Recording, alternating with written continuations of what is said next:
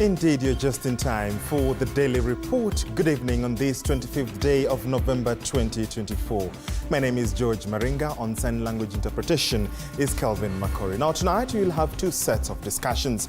The UN Women has just released a report where it says that the gender-related killings of women and girls are preventable, but available evidence shows that there has been too little progress. In fact, this is in line with the day that Kenya joined the rest of the world in marking 16 days of activism against gender-based violence. We'll be having two ladies from the UN Women, specifically Ms. Joanne Onyango as well as Sunita Kaminha. You want to stand by for that conversation, especially on matters GBV, on matters 16 days of activism. And by the way, do you understand what these days are for? We shall be unpacking what specifically means for these 16 days from day 1 to day 16 and whether this will portray some progress and what we indeed expect to see in the wake of all these cases of femicide.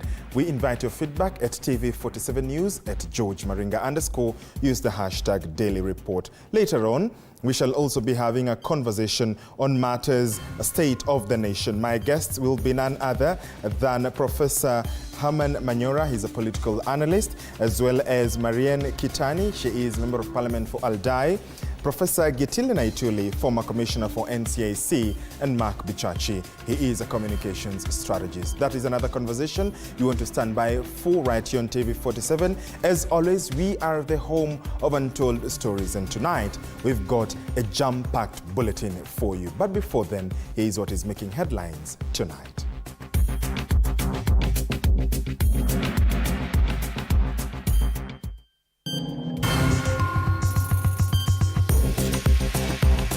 Tonight,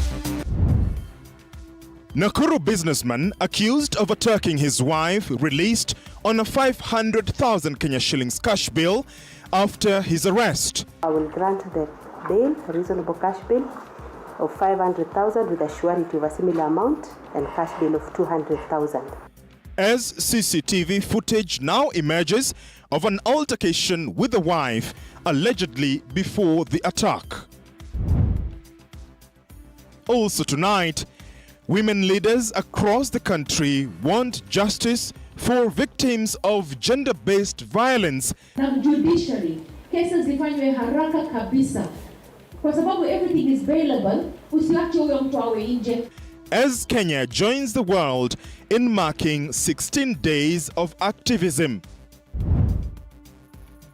Plus, EACC is investigating allegations of procurement irregularities and theft of public funds in the construction of 6 capital projects at Jaramogi Oginga Odinga University. And Trans Nzoia Governor George Natembeya says he will not be anyone's running mate in 2027 as Gachagua now seeks new alliances. But whichever way Gachagua falls, it will have some ramifications for the positive.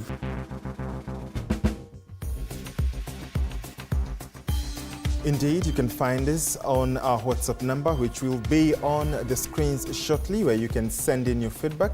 You'll also have an opportunity to call in live.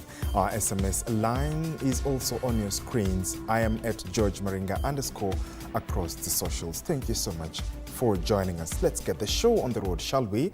The Ethics and Anti-Corruption Commission, EACC, has launched investigations into alleged misappropriation of 2.6 billion Kenya shillings at the Jaramogi Oginga Odinga University.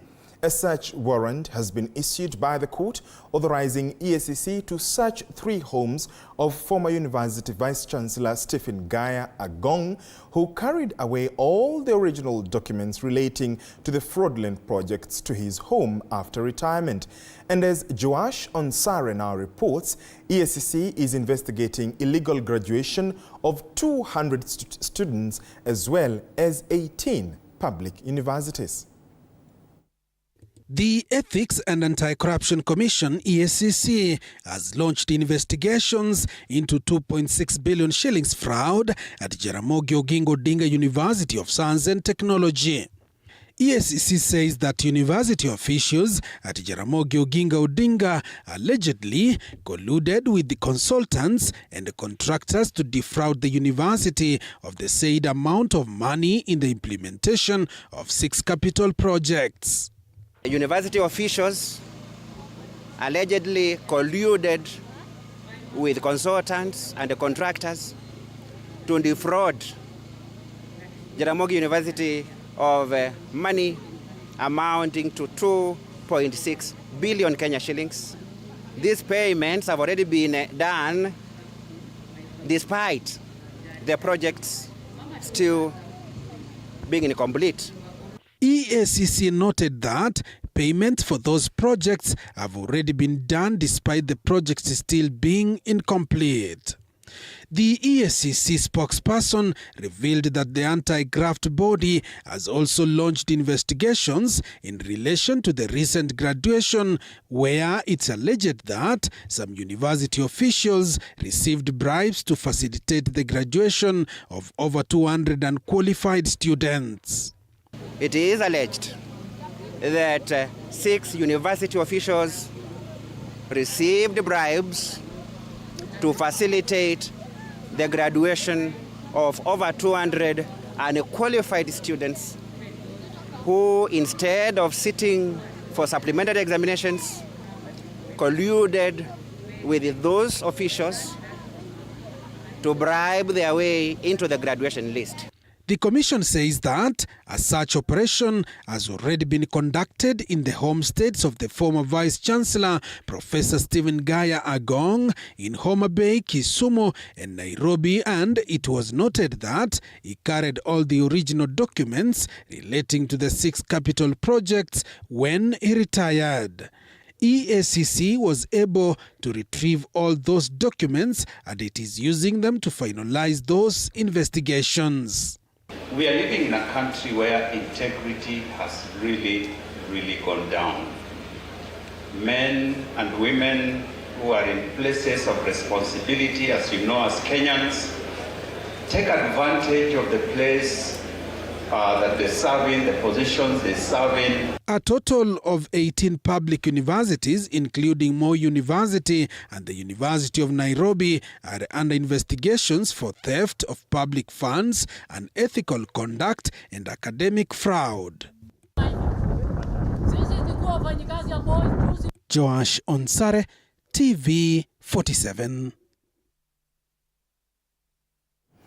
Kenyans have expressed fears of double or more taxation if the current tax laws and procedure amendment of 2024 sails through the August House as is. And as Moige William reports, according to a section of stakeholders who appeared before the National Assembly's Finance and Planning Committee during a public participation forum held in KICC Nairobi, submitted that already Kenyans are bearing the brand of overtaxation. Take a look.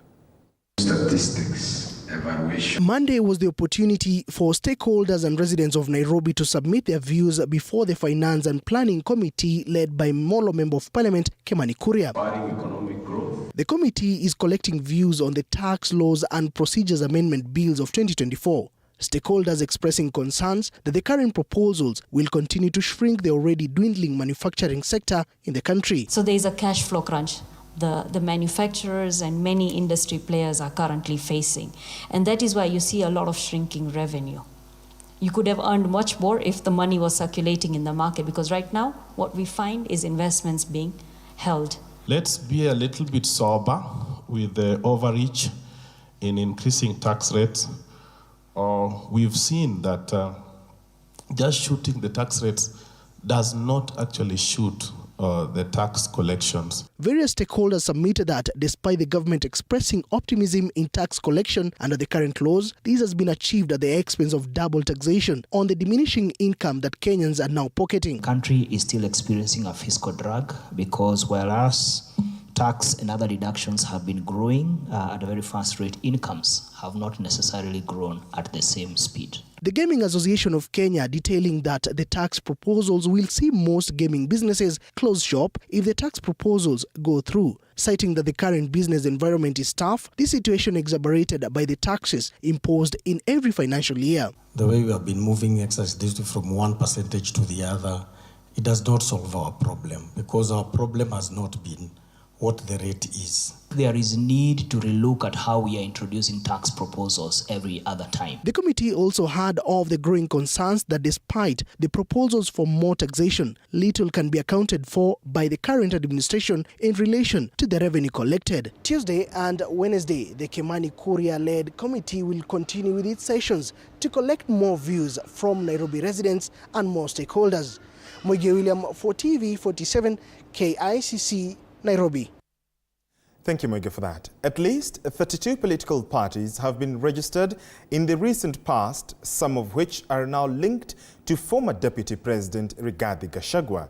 And as Gachagua is expected to announce his political move in January next year, pundits now say he has a basket full of options to choose from in his efforts to remain relevant in Kenyan politics.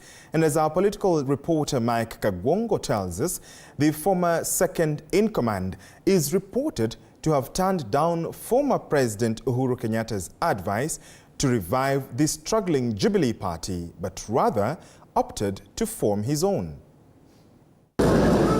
Former Deputy President Rigathi Gachagua has in different occasions disclosed intentions to announce his political future. This will, however, depend on the court's ruling against his impeachment matter next month. With recent upsurge of new parties registration, at least according to Registrar of Political Parties, Gachagua is believed to be in talks with new entrants, which political pundits say will be risky than joining the existing outfit. Only that now he's out of office, then getting a party becomes almost urgent.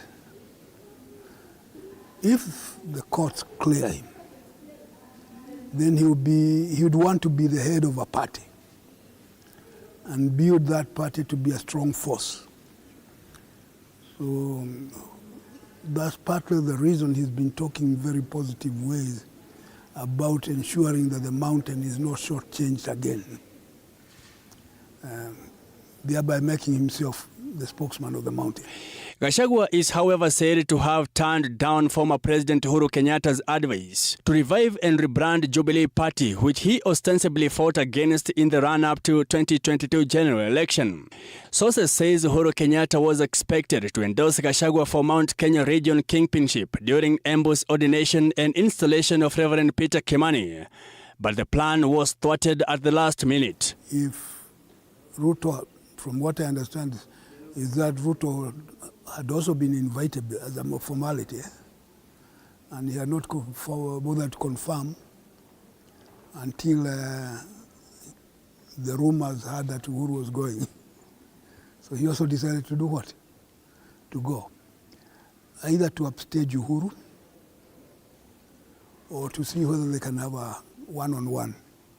And they, at least they whisper to each other.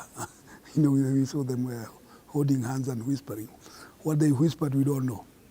They might have whispered, can we meet later someplace? And since they smiled, you say probably they agreed. Gachagua has on many occasions revealed about ongoing consultations with religious leaders and like-minded political allies, adding that a formal announcement is expected in January. It is, however, believed that the former DP will not consider any political marriage with ODM party leader Raila Odinga should he fail to clinch the AUC chairmanship. Well, the animosity between the two men is worse than the animosity between Uhuru and Gachagua. You know, in fact, Gachagua was campaigning all about Yule Mzee. And as I think I've just mentioned, the part of the reason Raila supported Ruto during the Gen Z is to stop Gachagua. Political pundit Macharia Munene says Gachagua cannot be ignored at both Mount Kenya region and other parts of the country. following his unprecedented removal from office. He says the self-proclaimed truthful man has recently acquired public favor, gained from how he was treated by his former boss. The impeachment appeared to be very unfair, and because of the sympathy, a lot of people are listening to him because he was wrongly treated. And even the person who brought the accusations did not appear to be sure of what he was talking about. Other possible choices were joining Trans Nzoia Governor George Natembea's Tawe movement, probably to convulse President William Ruto's government. A move that may hit a snag after Natembea's announced his ambitions to run for presidency after his term at the county.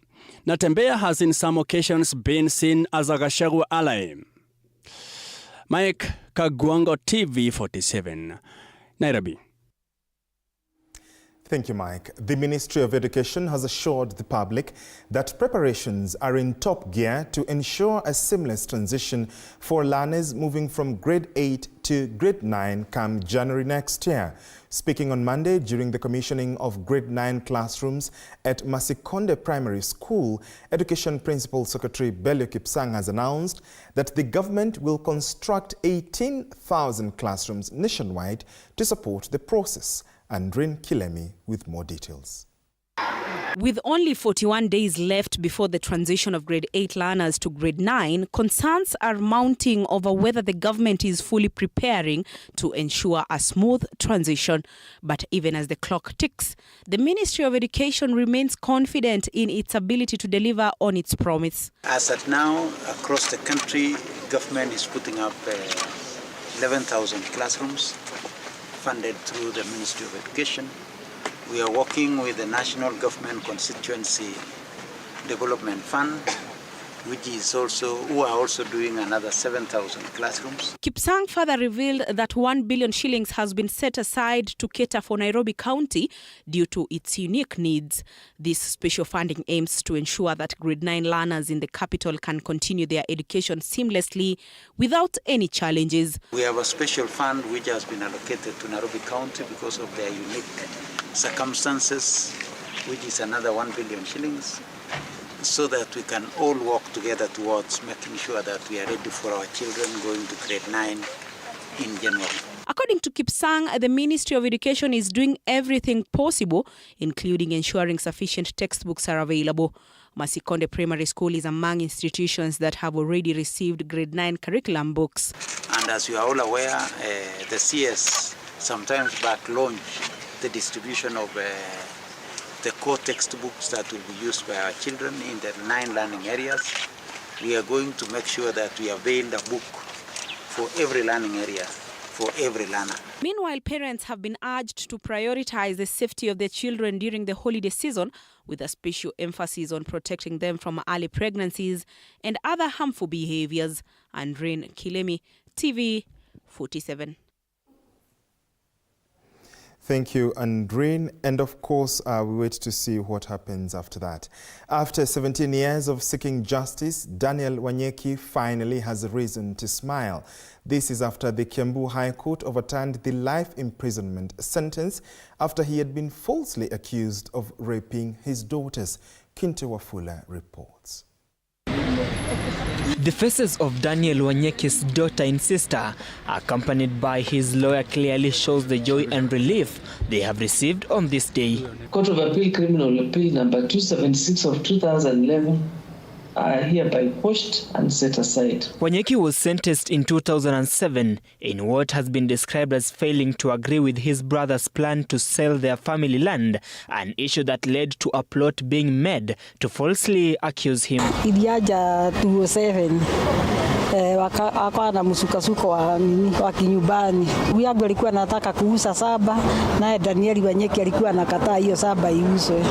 Sasa wakaaja maneno hapo. This incident incident involved his daughters, who were used to frame him and were only 7 and 9 years old at the time. Once they grew up and understood the situation, they decided to retract the testimony they had given, explaining that they did so out of fear of being shot. That daughter, he had been told he had defiled, had come and retracted her evidence and said that it was evidence obtained from her by way of she had been forced to say to tell lies to the court. Kwa wadogo wakiongea, so hawako wanajijua, na kwa saizi ni watu wakubwa na baba amewasamehea. Mary Njeri testified at oath. While delivering the ruling, Judge Dora Chepkwony stated that she was convinced by an affidavit by Mary Njeri, Daniel's daughter, which overturned her statement, which led to her father bearing an unjust burden. Today the court has agreed with us that the man deserves a second opportunity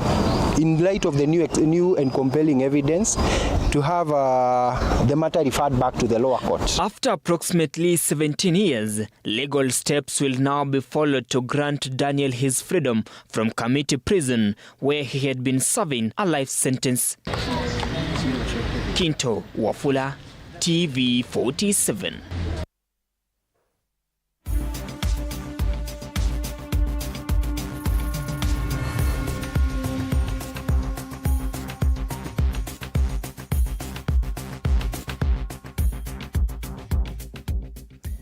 Nakuru businessman come Pastor Elias Njeru, a suspect in the attempted murder of his wife, Florence Wanjiku, was arraigned before the Molo Law Courts and pleaded not guilty to the charge on Monday. Njeru, who surrendered to the Menengai police station with his lawyers, was released on a 500,000 cash bail, as Anastasia Mukabi now reports. Section 220A of the Penal Code. 4 days after businessman Elias Njeru went missing following Florence Wanjiku's brutal attack, on Monday, Njeru surrendered himself at Menengai police station before he was arraigned in court. He was arraigned before the principal magistrate, J.Z. Mose, at Molo Law Courts. Njeru pleaded not guilty to the attempted murder of Wanjiku and was released on cash bail of Kenya shillings 200,000. This comes after a CCTV footage emerged, allegedly showing what appears to be a dispute between Njeru and Wanjiku on the 21st November 2024. In the CCTV footage, Wanjiku is seen talking to the guard before driving off from her home at Olive Inn, Nakuru. A few minutes later, Njeru arrived at this premise in an SUV car and parked it before calling the guard for a chat.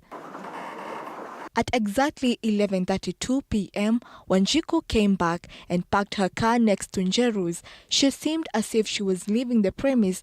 Instead, she hit Njeru's car at the back twice, making Njeru to furiously walk out from his car to stop her.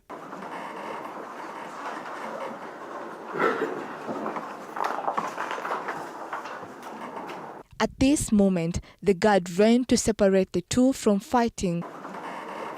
2 minutes later, Njeru quickly ran to his SUV car and drives off, leaving Wanjiku with the guard. In the wake of the events shown on this CCTV footage that has surfaced, questions have risen concerning what Wanjiku told the media as investigations are ongoing following this incident, as the case is scheduled to be mentioned on the 9th of next month. Anastasia Mkabe, TV47.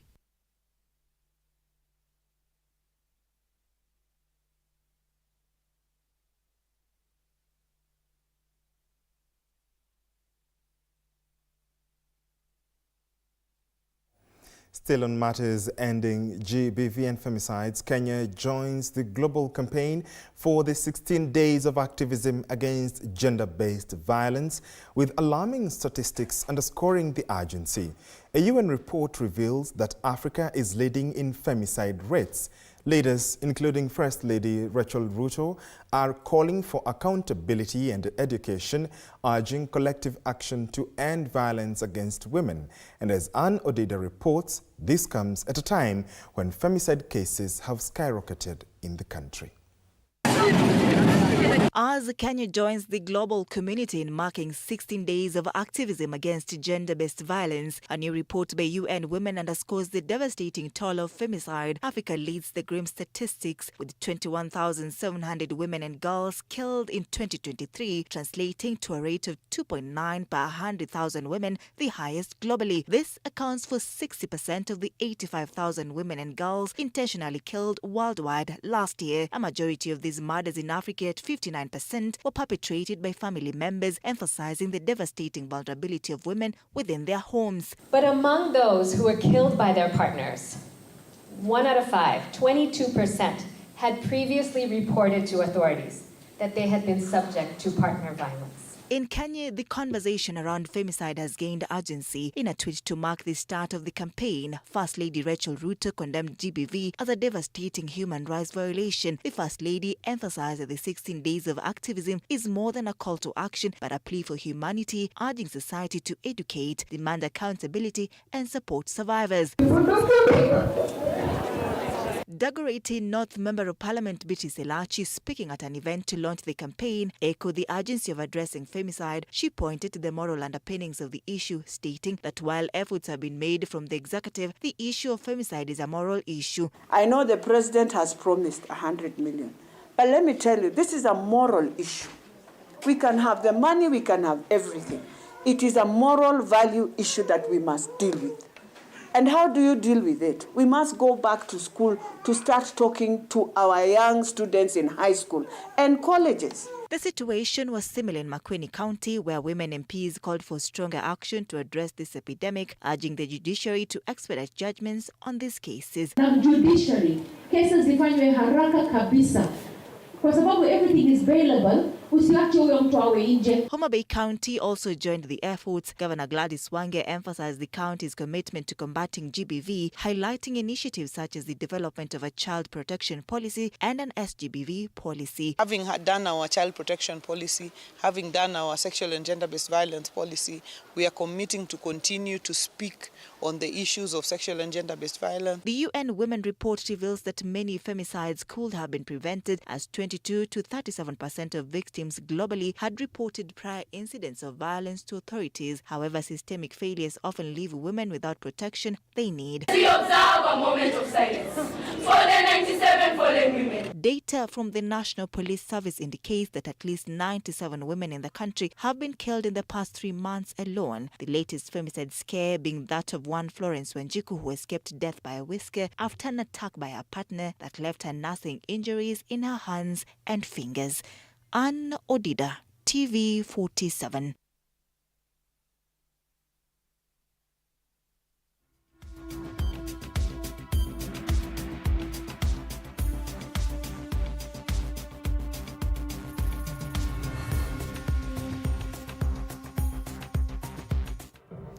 And as I promised you, we are going to have a deeper conversation, even as Kenya launched 16 days of activism against gender-based violence. In studio, I'm joined by Ms. Joanne Onyango Obunga. Welcome, ma'am. Thank you. She is with UN Women and is an economist, a finance professional turned lawyer with over 20 years combined professional experience in research, economic planning, credit management, formulation of public policy, and law.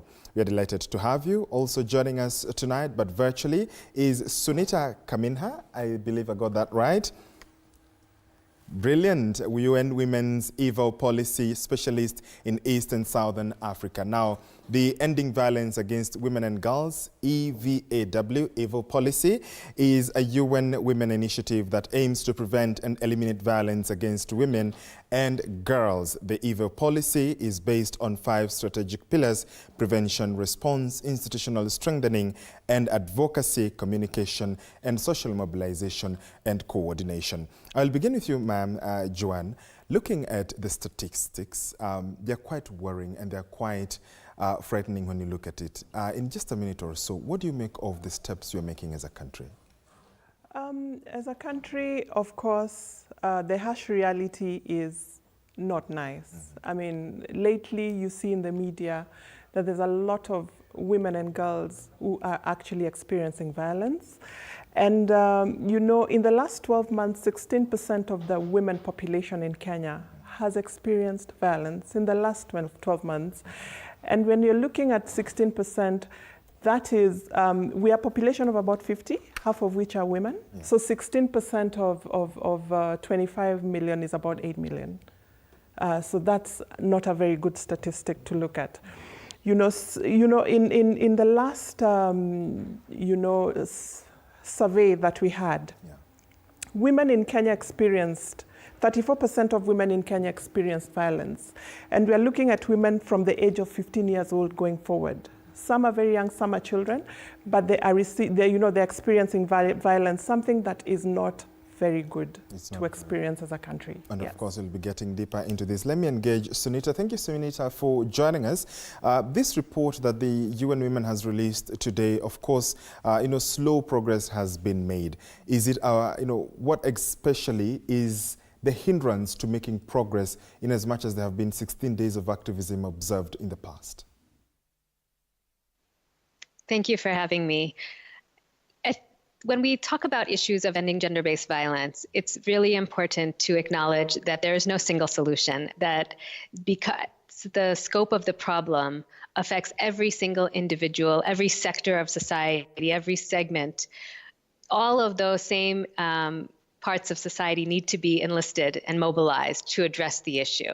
And this is where, while we have laws and policies that have been put in place, and that's an incredibly important foundation, it's not enough alone. And as one of the speakers earlier was speaking around, the investment that's needed, that's very important, but again, it can't operate in isolation. And so this is where we haven't seen that critical mass of actors coming together and mobilized to take action to address this issue in a comprehensive way. We are moving towards that direction, but we're not yet there. We are not yet there. Indeed, that is just the precursor to this great conversation I'm having with Joan and Sunita from UN Women. We are taking a short break as we let you ruminate and internalize what they've just said. When we come back, we continue this conversation, especially as Kenya launched 16 days of activism against gender-based violence. Please keep your feedback and any questions you have to our guests coming.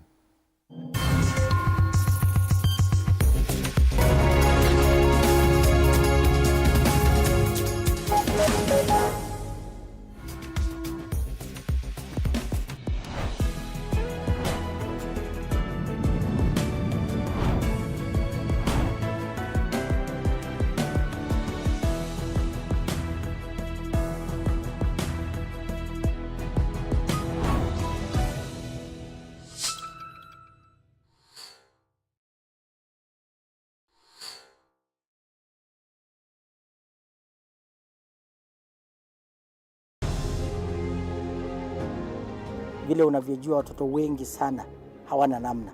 Mimi ningependelea watoto wasome. I'm here to stress on education. At the same time, let us actually do any kind of sport that we are doing. Sport speaks the best language to everybody. Tunataka tutafute talents.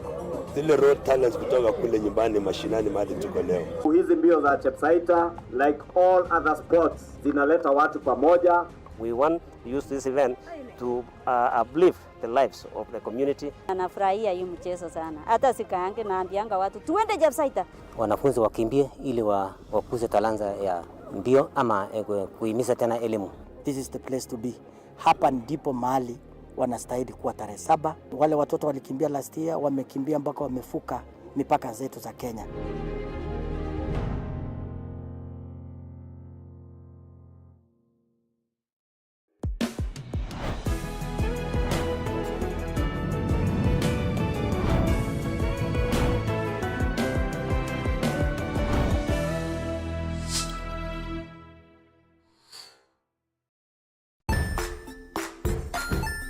Hey there friends, welcome to Kids on the Block, where fun and imagination come alive.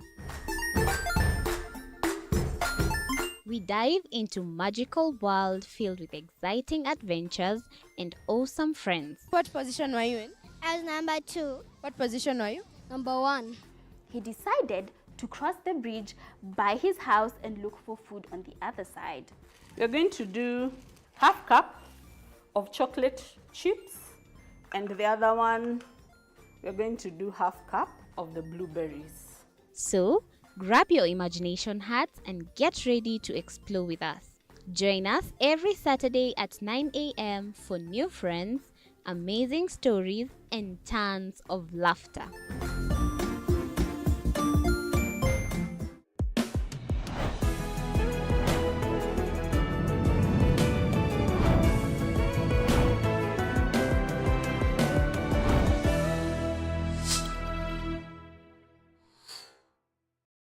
Join us as we explore the journeys of those who defy the odds and break barriers. We dive deep into the stories of triumph. Sometimes when parenting a child with a special need or whatever disability, family life becomes a bit complicated and you may end up raising the child on your own. Here, we inspire. I have a farm which one we showcase with other dyslexic youths and autism, how to farm. Motivate. It's never easy, but what we do, the best thing is to work with another parent who has an elder child than yours. And break through the barriers one story at a time. Push your boundaries beyond the limit. Saturdays at 8 p.m.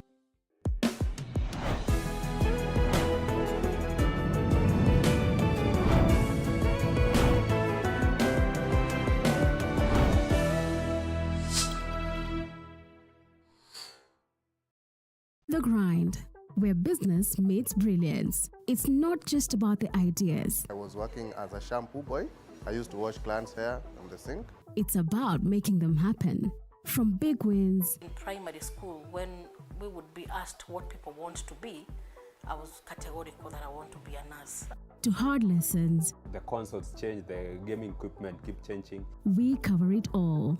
Tune in to The Grind, where every episode is packed with insights. The person who is serving customers, always be a customer-centric. Strategies.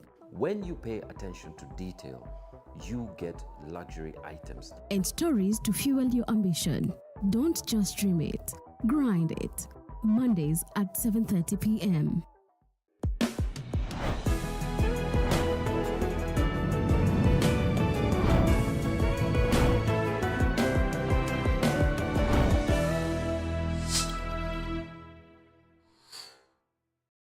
Jiunge nasi tunapoangazia safari za viongozi bora.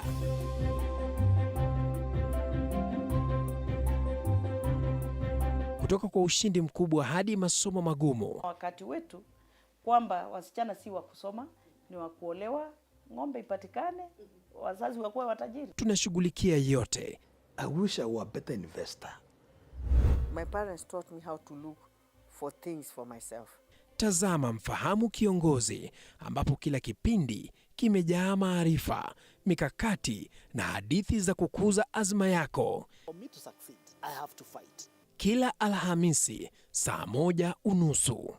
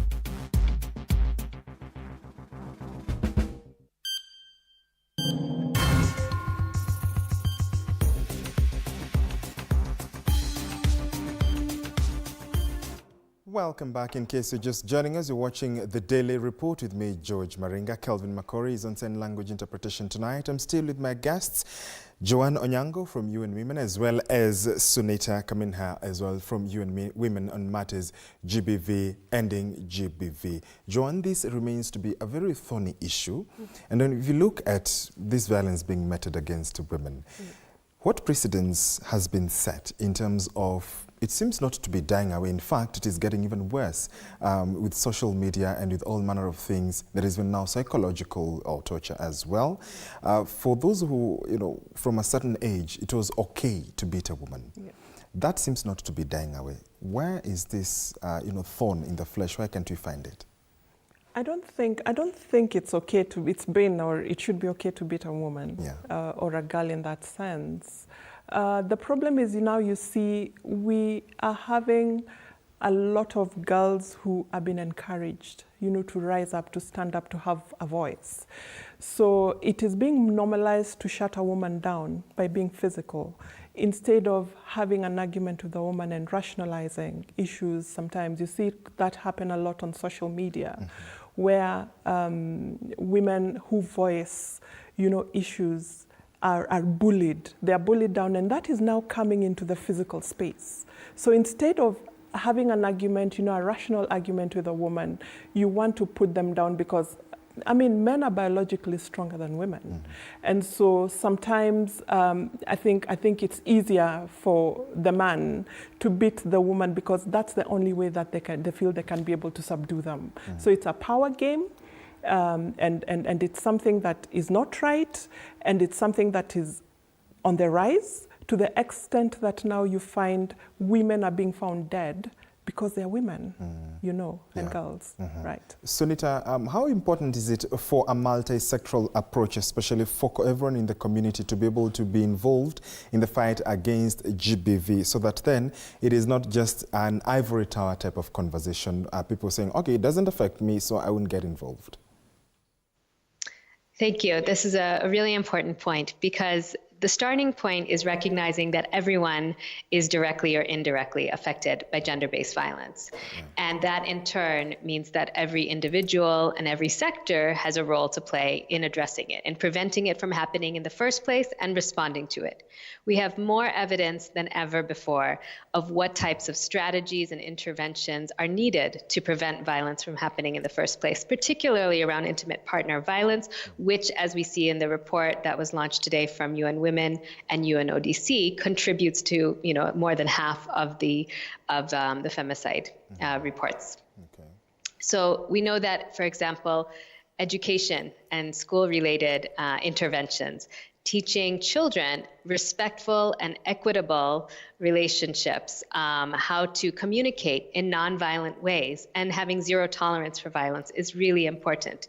We know that the health sector, where often women and girls might report, go seeking services for healthcare, is also an entry point for intervening before a case might get to the police, for example. Social workers, working with couples, working with faith leaders, traditional leaders, couples and relationship interventions, prevention of child abuse. So all of the institutions and the sectors that are involved in these areas have a role to play, including as well, not just the public sector spaces, but also the private sector, because we know that there's a high cost in addition to the individual consequences and consequences on the families and communities affected by violence, there's also a high economic cost. So it's really important that private sector, media institutions, the athletic institutions, all parts of society have a role to play and can benefit from the investment in preventing and addressing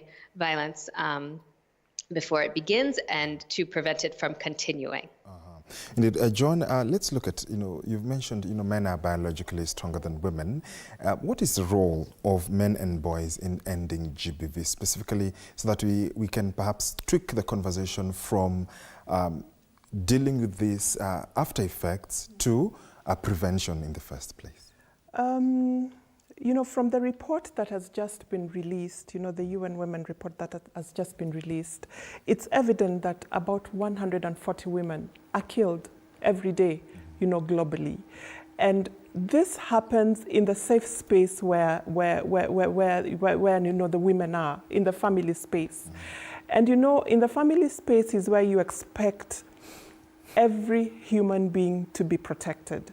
But the report that we have, and specifically in Africa, 21,700 women have been killed, were killed in 2023. by intimate partners and in the family setup. So what am I saying? We need to begin looking at these women as our sisters. They're our friends, they're our mothers, they're our children.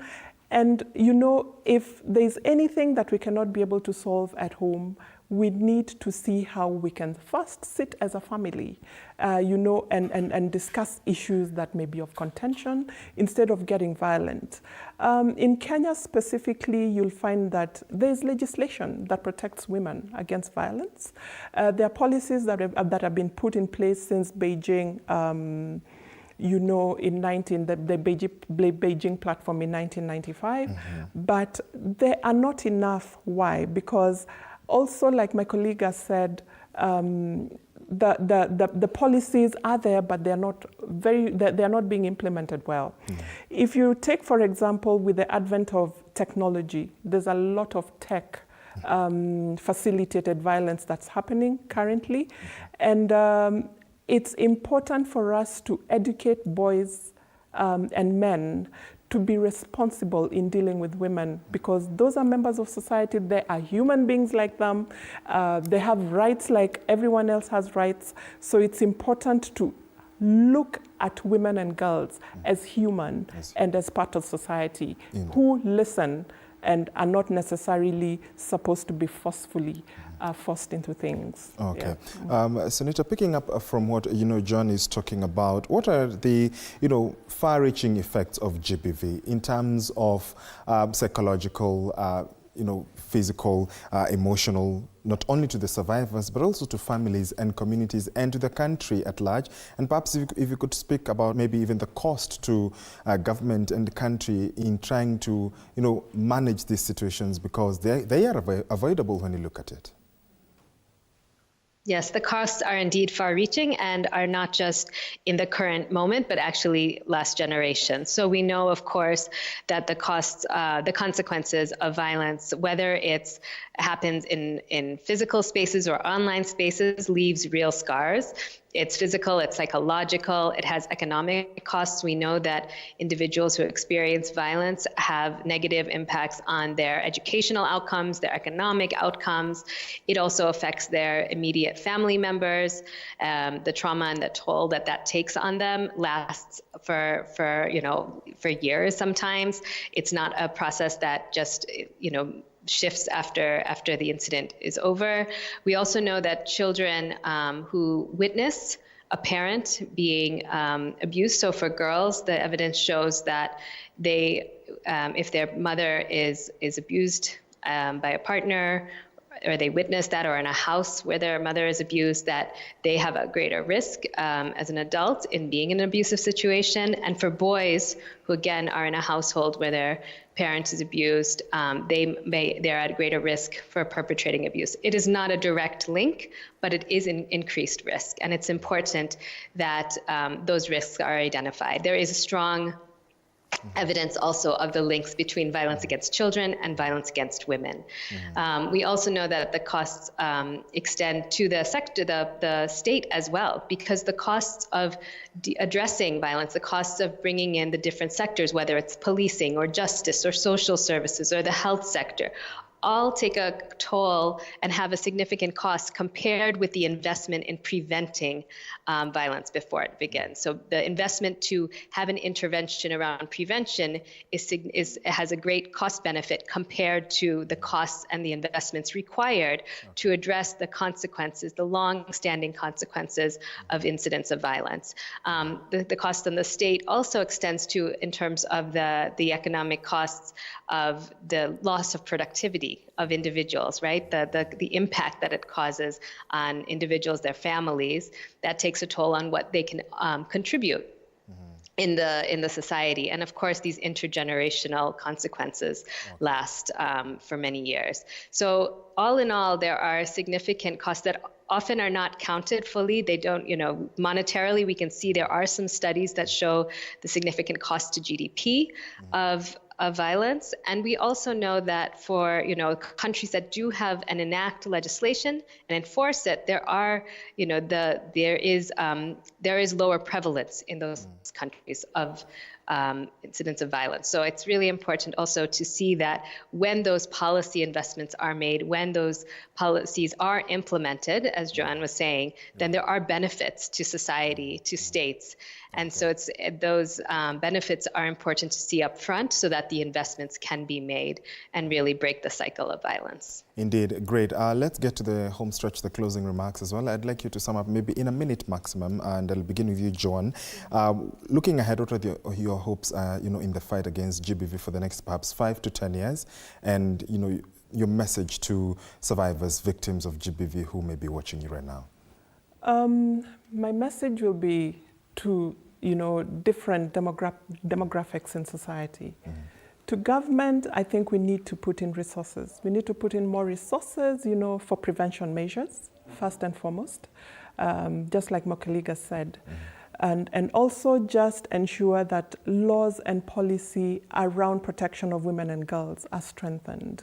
What is happening is there's a lot of new ways of gender-based violence that is coming up.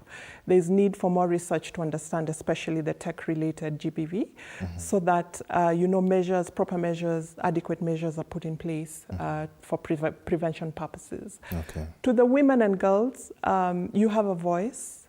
It's good to speak out. It's good to talk, not to fear. There are lines, there are avenues where you can report, whenever you're abused or whenever you feel that you're being violated. And it's important to have a voice so that we can be louder, so that other women and girls can also come out freely and speak and know that there's protection for them. Okay. To society, protecting women and girls, like my colleague has said, is also protecting and enabling growth and development of society. Women contribute towards economic growth, and so it's important for us to protect them. Okay. And also to the law enforcers, let us do the right thing at every step. Thank you very much. Indeed. Sunita, you get the last word. Thank you. I think to women and girls who've experienced violence, we see you, we hear you, we believe you. You are not alone. Please seek support from trusted individuals and organizations. And these trusted individuals and organizations, often the women's rights organizations, need to have the resources and support in society. So my vision for the next 5 to 10 years is I hope that we can really build on the power of all the organizations that have been advocating and carrying this work, the survivors that have been speaking out, and work in greater solidarity and collaboration to really bring an end to violence against women and girls in all of its forms. Indeed. And of course, the discussion is much more bigger than the time we may have. Thank you so much, ladies, for joining us. I've been speaking to Joan Onyango Bunga, an economist and finance professional turned lawyer with over 20 years experience, combined with professional experience in research, economic planning, credit management, formulation of public policy and law. Thank you, ma'am, for joining us. Joining us virtually has been Sunita Kaminha, UN Women's Eval Policy Specialist in East and Southern Africa, and the Ending Violence Against Women and Girls Eval Policy is a UN Women initiative that aims to prevent and eliminate violence against women and girls. The Eval Policy is based on 5 strategy pillars: prevention, response, institutional strengthening and advocacy, communication and social mobilization and coordination. Please continue the conversation online. We are taking a short break. When we come back, we continue the broadcast.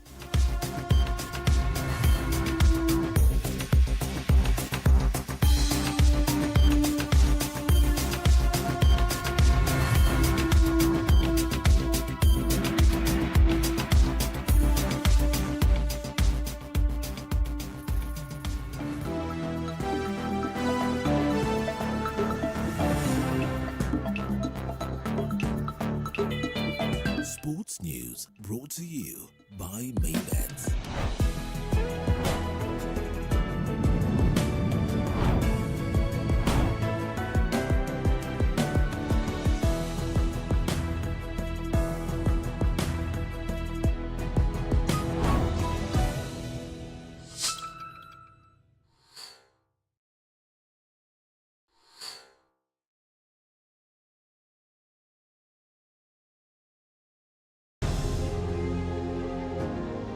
Vile unavyojua watoto wengi sana hawana namna. Mimi ningependelea watoto wasome.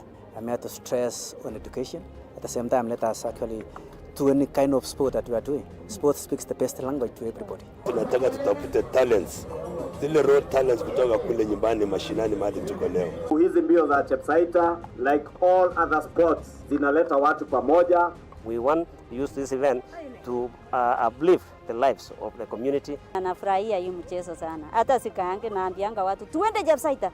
Wanafunzi wakimbie ili wakuze talanta ya mbio ama kuhimiza tena elimu. This is the place to be. Hapa ndipo mahali wanastahili kuwa tarehe 7. Wale watoto walikimbia last year, wamekimbia mpaka wamefuka mipaka zetu za Kenya.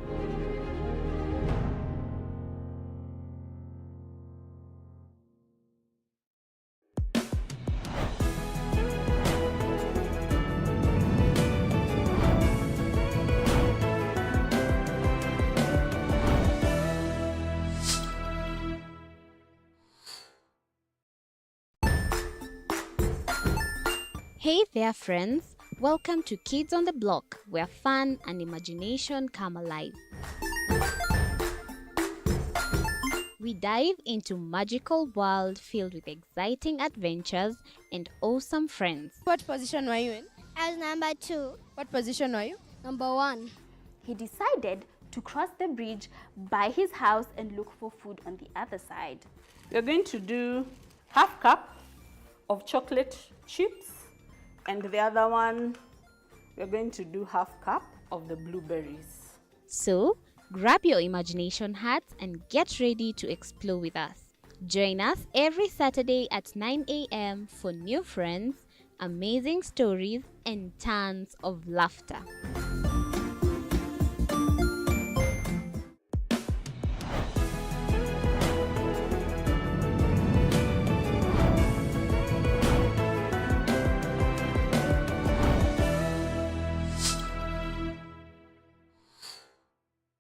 Join us as we explore the journeys of those who defy the odds and break barriers. We dive deep into the stories of triumph. Sometimes when parenting a child with a special need or whatever disability, family life becomes a bit complicated and you may end up raising the child on your own. Here, we inspire. I have a farm which one we showcase with other dyslexic youths and autism, how to farm. Motivate. It's never easy, but what we do, the best thing is to work with another parent who has an elder child than yours. And break through the barriers one story at a time. Push your boundaries beyond the limit. Saturdays at 8 p.m.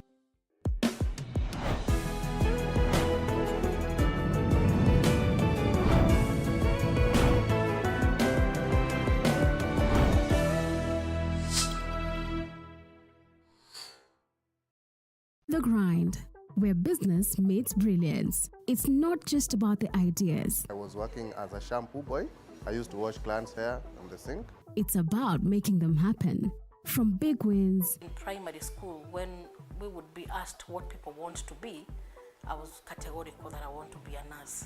To hard lessons. The consoles change, the gaming equipment keep changing. We cover it all. Tune in to The Grind, where every episode is packed with insights. The person who is serving customers, always be a customer-centric. Strategies.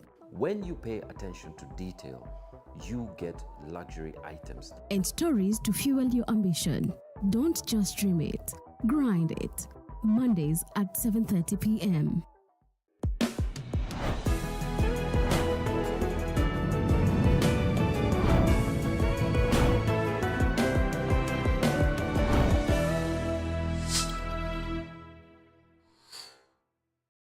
Jiunge nasi tunapoangazia safari za viongozi bora.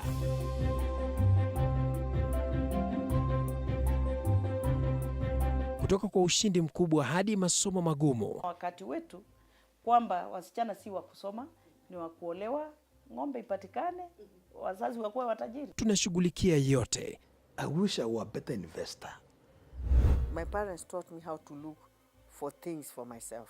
Tazama Mfahamu Kiongozi, ambapo kila kipindi kimejaa maarifa, mikakati na hadithi za kukuza azma yako. For me to succeed, I have to fight. Kila Alhamisi saa 1:30.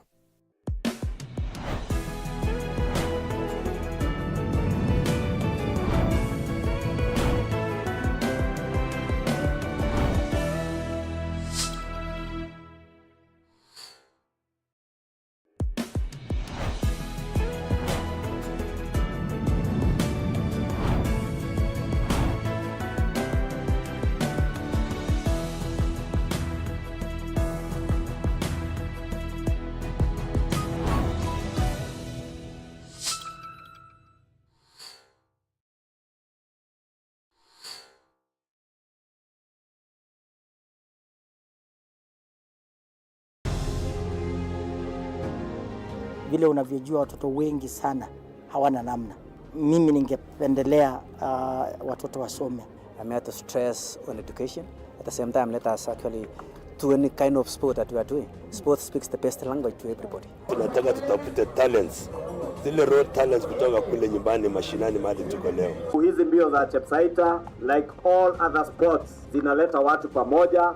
We want to use this event to uplift the lives of the community. Anafurahia hii mchezo sana. Hata sikaange naambianga watu tuende Chepsaita.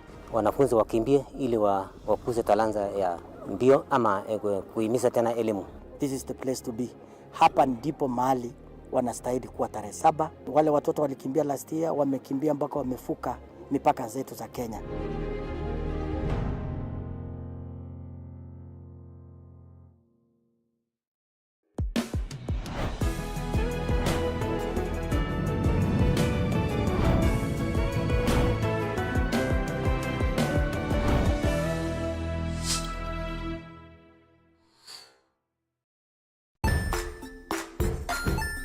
Hey there, friends. Welcome to Kids on the Block, where fun and imagination come alive.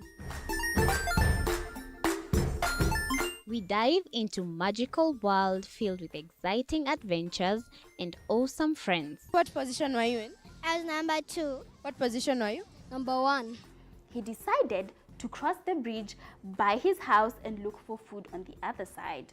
We're going to do half cup of chocolate chips, and the other one, we're going to do half cup of the blueberries. So, grab your imagination hats and get ready to explore with us. Join us every Saturday at 9 a.m. for new friends, amazing stories, and tons of laughter.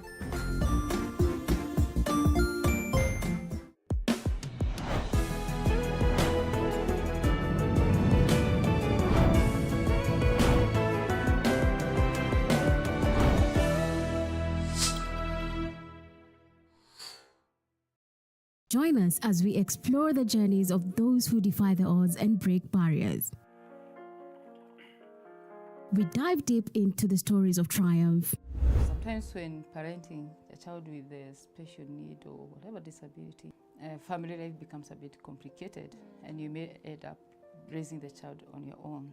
Here, we inspire. I have a farm which one we showcase with other dyslexic youths and autism how to farm. Motivate. It's never easy, but what we do, the best thing is to work with another parent who has an elder child than yours. And break through the barriers one story at a time. Push your boundaries beyond the limit. Saturdays at 8 p.m.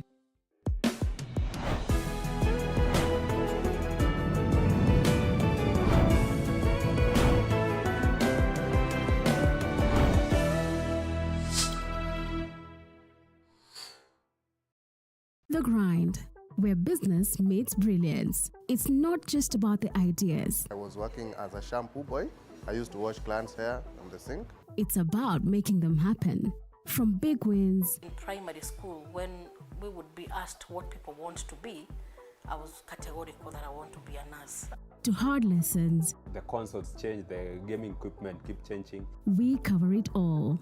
Tune in to The Grind, where every episode is packed with insights. The person who is serving customers, always be a customer-centric. Strategies. When you pay attention to detail, you get luxury items. And stories to fuel your ambition.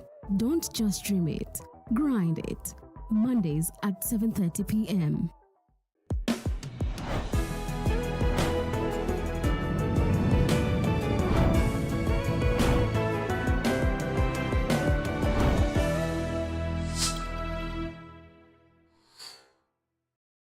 Jiunge nasi tunapoangazia safari za viongozi bora.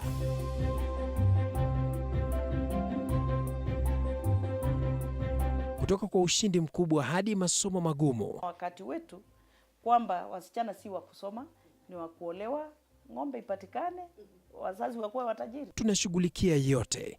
I wish I were a better investor. My parents taught me how to look for things for myself. Tazama Mfahamu Kiongozi, ambapo kila kipindi kimejaa maarifa, mikakati na hadithi za kukuza azma yako. For me to succeed, I have to fight. Kila Alhamisi saa 1:30.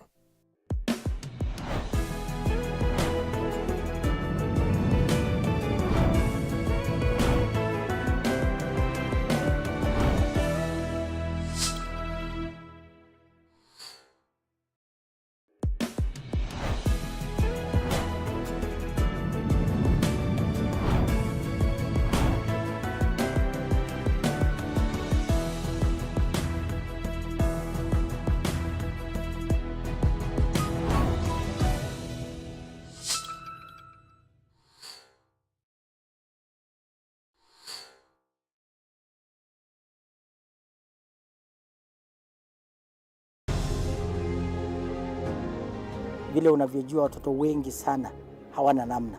Mimi ningependelea watoto wasome. I'm here to stress on education. At the same time, let us actually do any kind of sport that we are doing. Sport speaks the best language to everybody. Tunataka tutafute talents, zile raw talents kutoka kule nyumbani mashinani mahali tuko leo. Hizi mbio za Chepsaita, like all other sports, zinaleta watu pamoja. We want to use this event to uplift the lives of the community. Anafurahia hii mchezo sana. Hata sikaange naambianga watu tuende Chepsaita. Wanafunzi wakimbie ili wakuze talanta ya mbio ama kuhimiza tena elimu. This is the place to be. Hapa ndipo mahali wanastahili kuwa tarehe 7. Wale watoto walikimbia last year, wamekimbia mpaka wamefuka mipaka zetu za Kenya.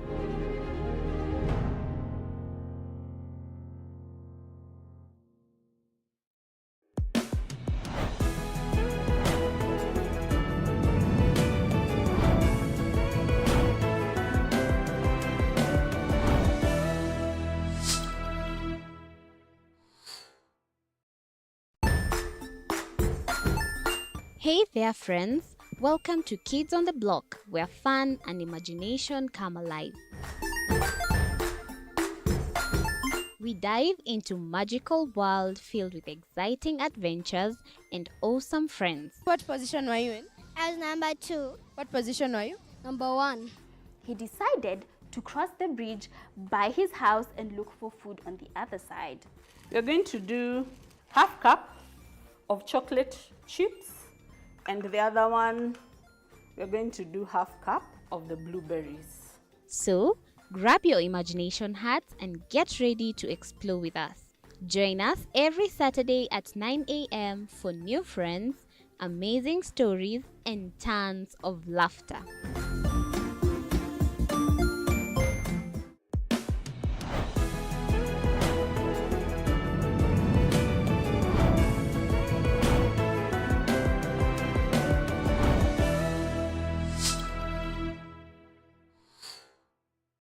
Join us as we explore the journeys of those who defy the odds and break barriers.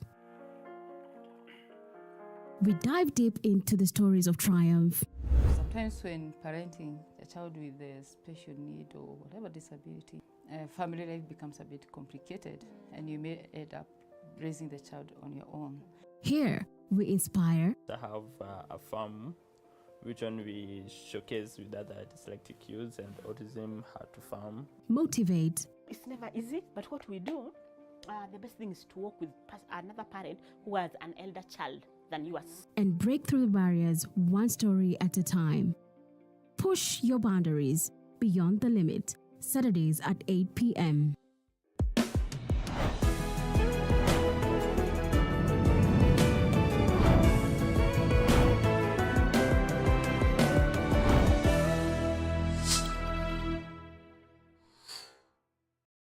The Grind, where business meets brilliance. It's not just about the ideas. I was working as a shampoo boy.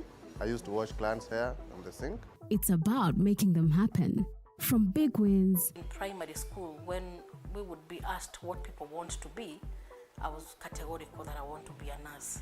to hard lessons, The consoles change, the gaming equipment keep changing. we cover it all. Tune in to The Grind, where every episode is packed with insights, The person who is serving customers, always be a customer centric. strategies, When you pay attention to detail, you get luxury items. and stories to fuel your ambition. Don't just dream it, grind it. Mondays at 7:30 p.m.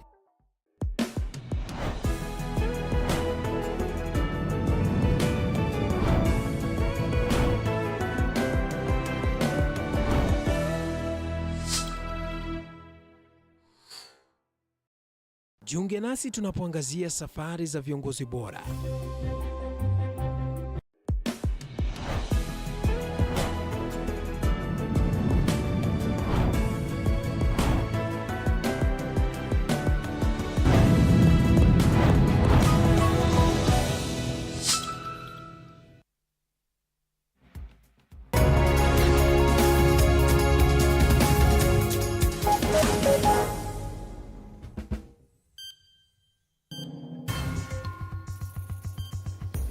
Thank you so much for staying with us right here on TV47. In case you're just joining us, you're watching the Daily Report with me, George Maringa. Rhoda Nyamai is on sign language interpretation tonight. On matters State of the Nation, we are joined in studio by Mark Bichachi, an analyst and communication strategist. Thank you, Mark, for joining us. Thank you for having me. Also, we'll be expecting the Honorable Marianne Keitany, Member of Parliament for Aldai. And joining us virtually is Professor Gitile Naituli, former Commissioner for the NCIC. Good evening, Prof. Can you hear us? Evening to you. Yes. Good. Okay. I can hear you. Thank you so much, Prof. Let me begin with you, Mark. Yeah. What do you make of the issues that we did see over the weekend? The church, the Catholic Church, backed by other religious outfits, criticized the government. Yes. And yesterday we did see President William Ruto saying, I will actually continue to give. Yes. I am a product of giving. Where does that put him and, his relationship with the church? It's an interesting, very interesting question. Because first and foremost, I think the church must come to the fore and own its own baby. The church birthed William Ruto. The church supported William Ruto. The church cannot then simply back away and assume then that it has solved whatever grievance and the issue they may have with the president. Because the issue even the Gen Zs have had with the president has nothing to do with giving people. That's not the issue. Generosity has never been the issue. The issue is about accountability, respect to people's lives, and keeping the promises that the president has kept. Now, coming days after the president gave his national address, the church should have done the right thing and taken that national address and taken the president to task according to that national address, saying this is true, this is false, and this is where we need Kenya to go. Now, my other question to the church is, as you say you are distancing yourself from President Ruto, who is going to keep him in check? Who is going to tell him the voice of God? Who is going to be Elijah? Who is going to be Elisha? The church of today cannot birth a baby and then decide that baby is not theirs. Ruto is the church's baby at their feet. Let the church do the right thing and mature that baby correctly. Because if you birth a baby and you begin to say the baby is spoiled, then guess who is the spoiled one? The parent or the child? And in fact, let me just quote a statement from Billy Graham. The state of the nation is the state of the church. If the church is wrong, then the nation goes the same way. So if the church wants this country to change, guess who needs to change? The church. The church. Professor, a lot has happened even as you look at, the church has brought about the State of the Nation address, but I'll begin by picking your mind on the church issue and politics. And we did see what has transpired in the last week and also the previous week and now also this just past week and weekend. What do you make of this relationship and the church coming out to call out this administration, various religious leaders? Let me say this, that the church society. Society is the mirror through which the leadership need to reflect on so they can see themselves. So what the church, even though the church says this is the church baby, the church is giving need to be that appreciated, because usually you give feedback which they can take and they change change their ways. So this is why we say that is an innocent mirror of the people who put it into office. So the behavior of the president, the behavior of the Kenyan state right now is an innocent of us collectively, the church. So the church is correct in giving feedback. Now, it isn't that the church are there because the church. Okay.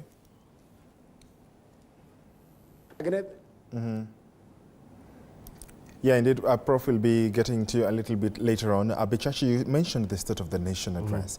It was a highly anticipated address, especially that Thursday last week.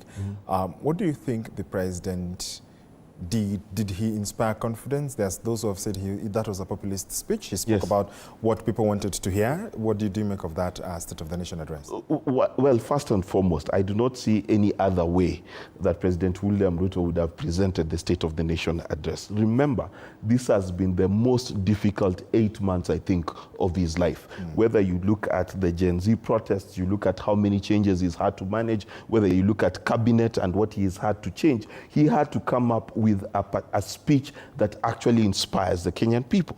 But there's something that really struck me very hard.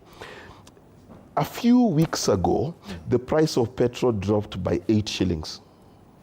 It did not change the economic conversation in this country. And I asked myself, is there a possibility that we have a government and a population that are speaking, but they're not speaking the same language? So, for example, when he talks about the dollar dropping to 129, it is true. It has affected lots of our business and stabilized lots of the business. But does the average Kenyan feel and see that? The answer for many, by and large, is no. So there seems to be a disconnect between the ability that William Ruto has always had to connect with the people, which is what he has done before, and that connection translating right now to him connecting to the people. Simply because, and as a strategist I'll tell you, after that speech, you ask Kenyans what he said, they will all tell you he spoke about Adani. What else did he say? They don't remember. Now, why is Adani the one that they remember? They remember because they feel the president had them, rightfully so. So what I think is, I don't think President Ruto had a choice in the kind of speech he was going to give. But I think he really needs to stick to a salient point he himself talked about. He said he listens to the people, he listens to the church, and wants to hear their opinion.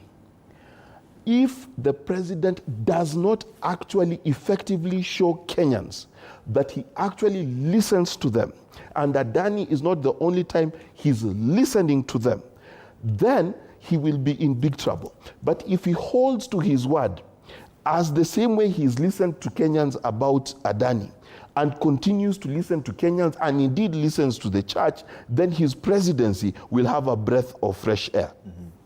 Professor, as we pick up from where we left, what do you make of that State of the Nation address? And is the president now perhaps seemingly looking like he is listening and, you know, with the actions and his speeches that he's been giving lately? I think he does. He looks like he's listening, except, you know, that's not the first time the president has retraced his steps. It's a very bad reflection on those people who guided the president, because one of the responsibilities of an advisor to the president is to make sure that you never embarrass your boss, that you protect your boss. So it's an indication that the people around him were not honest with him on those transactions which he has now cancelled, and therefore cancelling them is probably not enough. He needs to rethink the structure of the people around him, because the fact that he says this was wrong, I stopped, like, you know, cancelling the Finance Bill 2024, then the Andani project, it simply is an indication that either he did not make good choices for those who guide him, or he did not listen to their advice, or they are incompetent. They are not able to guide him. So when all this taken together, it's not a good reflection on the state, because any action taken by the government, because it costs the public money, it ought to be thought through very carefully. It's supposed to be surgically planned so that there's no room for error. So when we see all these mistakes, then it raises a lot of questions about the people around the president, and that's why listening to the church and listening to the Kenyans with a different viewpoint, it becomes crucial for this presidency for the remaining time. Indeed, and you know, that is, of course, staying with you, Prof, what do you think perhaps is the future with all this conversation on Adani? Did Kenyans need to read much in the what was trending over the, you know, after that quashing, the quote-unquote, the exit clause? Well, yeah, the exit clause, but you have to remember that the Leadership and Integrity Act 203 is very clear that when a government officer, when a state officer makes a decision that was not well thought through, that costs the public money, that officer can be held personally accountable.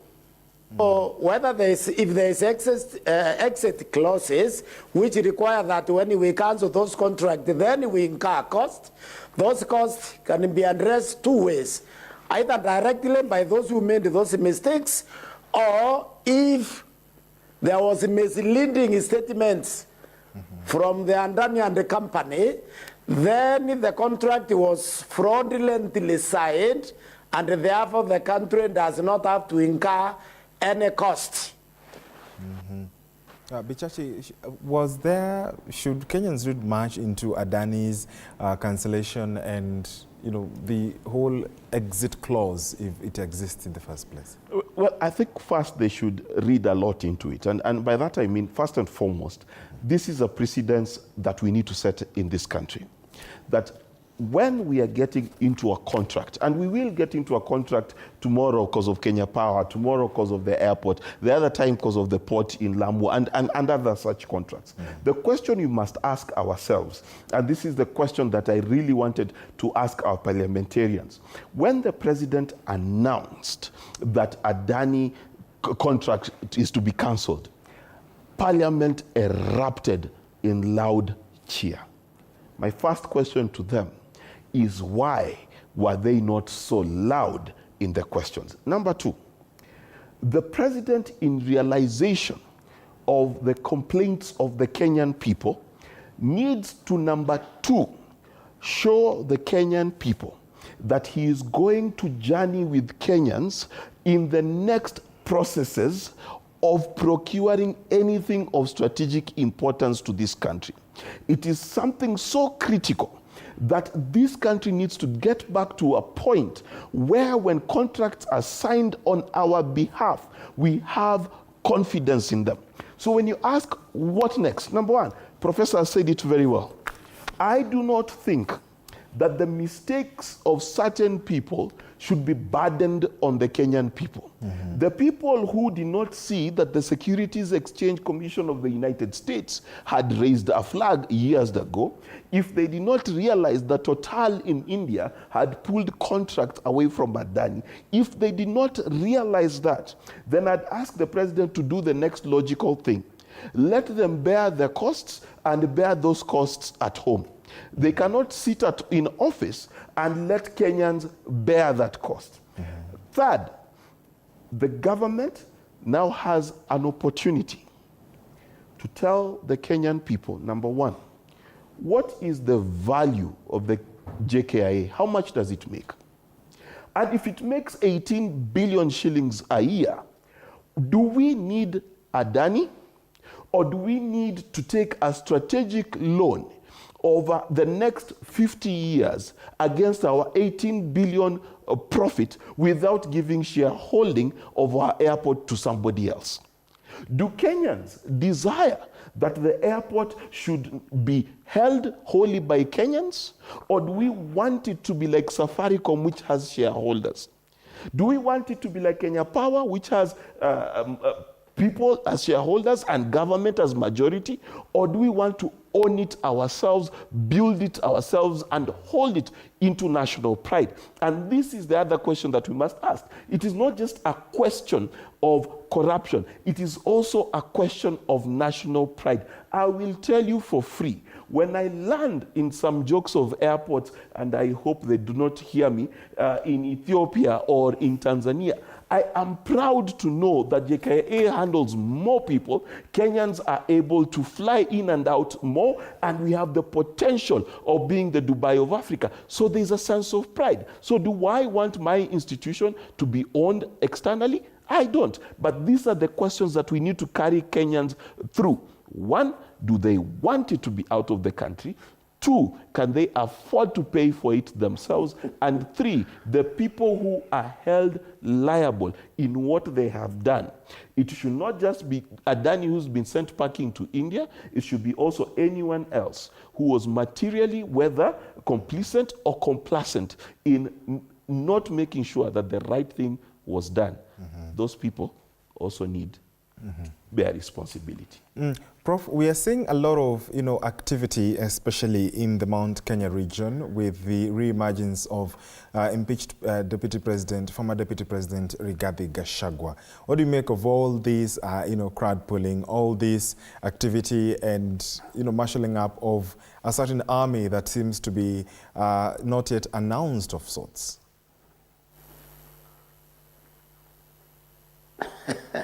You see, Gachagua, when he was a deputy president, he tried very hard to make himself the Mount Kenya kingpin in the work. Because you can't make yourself a leader.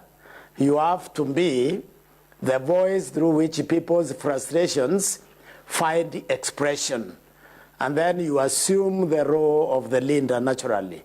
Now, what has happened here is the people who are advising the president, they misled him. I think impeaching Gachagua was a very bad idea because it has created him as a leader now for the Mount Kenya. Whether some people will agree or not is going to be a fact.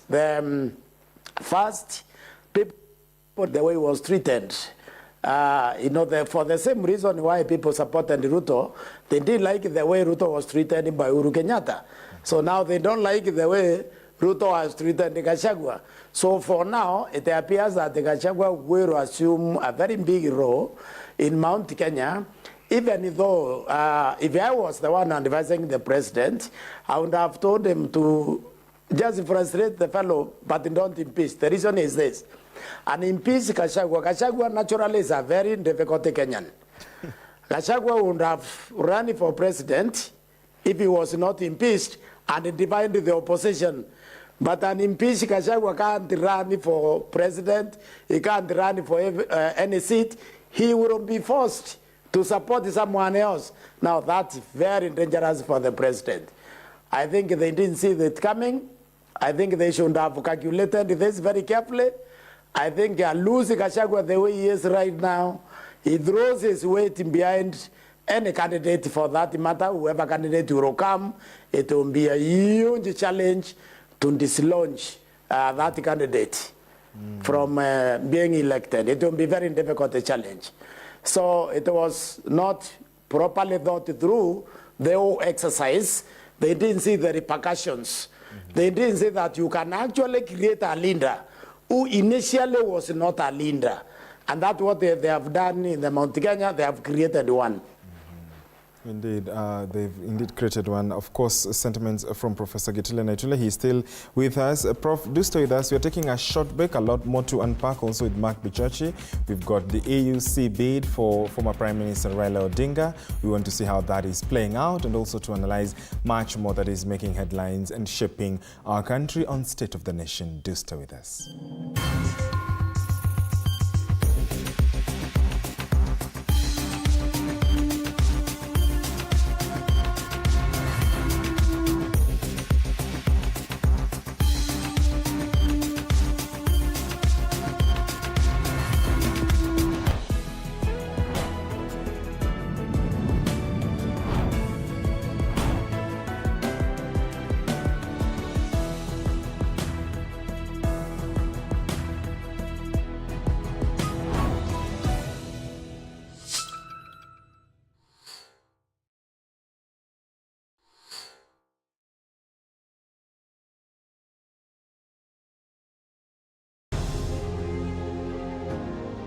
Vile unavyojua watoto wengi sana hawana namna.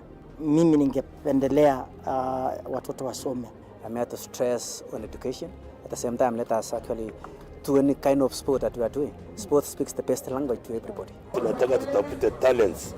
Zile raw talents kutoka kule nyumbani mashinani mahali tuko leo. Hizi mbio za Chepsaita, like all other sports, zinaleta watu pamoja. We want to use this event to uplift the lives of the community. Anafurahia hii mchezo sana. Hata sikaange naambianga watu tuende Chepsaita. Wanafunzi wakimbie ili wakuze talanta ya mbio ama kuhimiza tena elimu. This is the place to be. Hapa ndipo mahali wanastahili kuwa tarehe 7. Wale watoto walikimbia last year, wamekimbia mpaka wamefuka mipaka zetu za Kenya.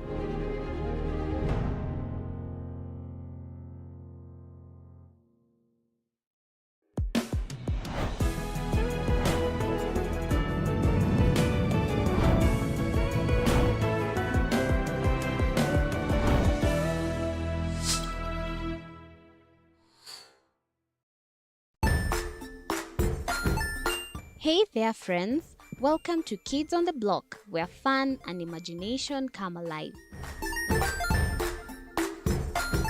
We dive into magical world filled with exciting adventures and awesome friends. What position were you in? I was number 2. What position were you? Number 1. He decided to cross the bridge by his house and look for food on the other side. We're going to do half cup of chocolate chips, and the other one, we're going to do half cup of the blueberries. So, grab your imagination hats and get ready to explore with us. Join us every Saturday at 9 a.m. for new friends, amazing stories, and tons of laughter.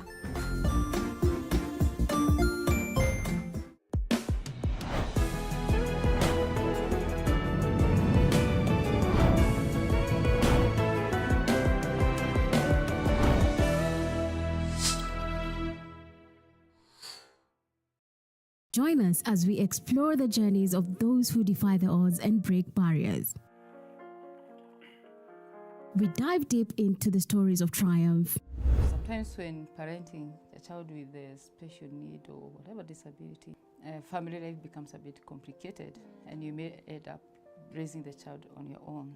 Here, we inspire. I have a farm which one we showcase with other dyslexic youths and autism how to farm. Motivate. It's never easy, but what we do, the best thing is to work with another parent who has an elder child than yours. And break through the barriers one story at a time. Push your boundaries beyond the limit. Saturdays at 8 p.m.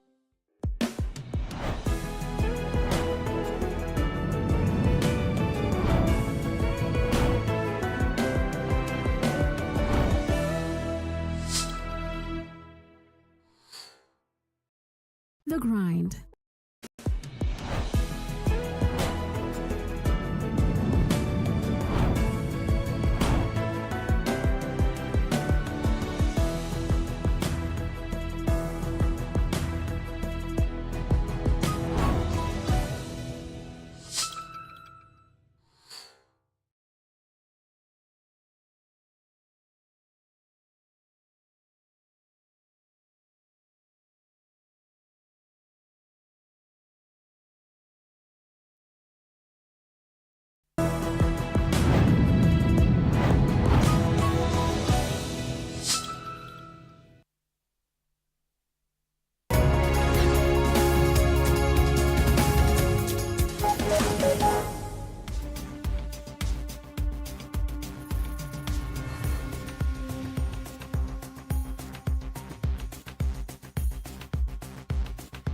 Welcome back in case you're just joining us. This is the Daily Report, State of the Nation, with my guests, Mark Bichachi, an analyst and communication strategist, as well as Professor Gitile Naitulip, former commissioner, NCIC. Bichachi, the same question I asked Prof before the break.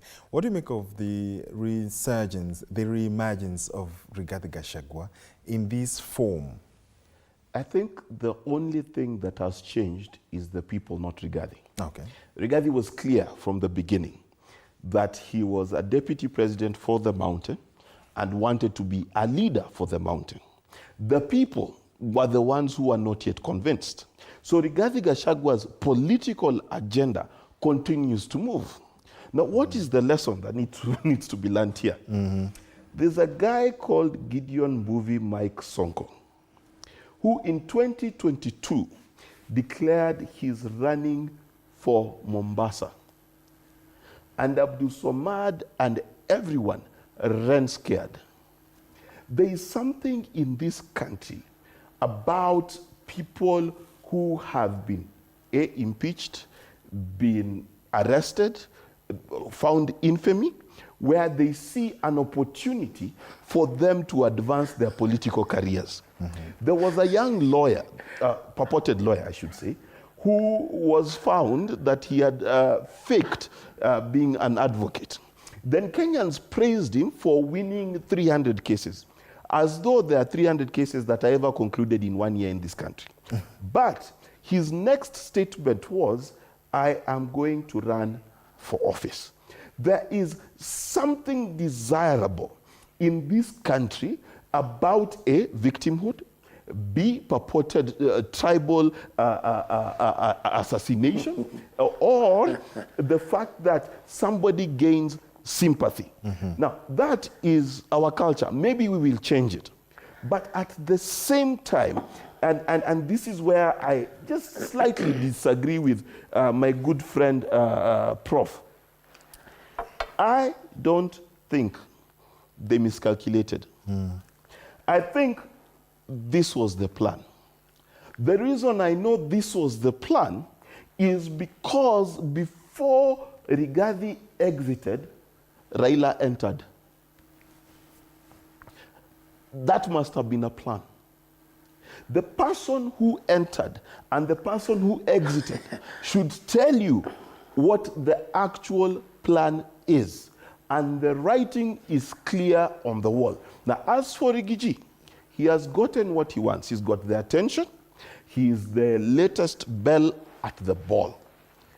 The question that Kenyans significantly need to ask themselves is 2027 going to be another Kikuyu, Luo, Kisii, Kamba calculation?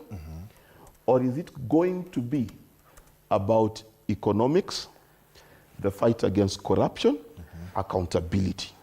We got so close this year, and we continue to do so. Look at now, Adani is down. I want so to will we vote? there. Will we vote the way we voted Adani out, or will we remain Kisii's Kambas? I would like to come in. Yes, yes, Prof. Please proceed. Let me come in. Yes. Now, I look at it this way. Gachagua, the way he started, I don't think he really set out to be Mount Kenya anything. The way he started, after the election, he continued the campaign. He continued against Uhuru Kenyatta, continued against Raila Odinga.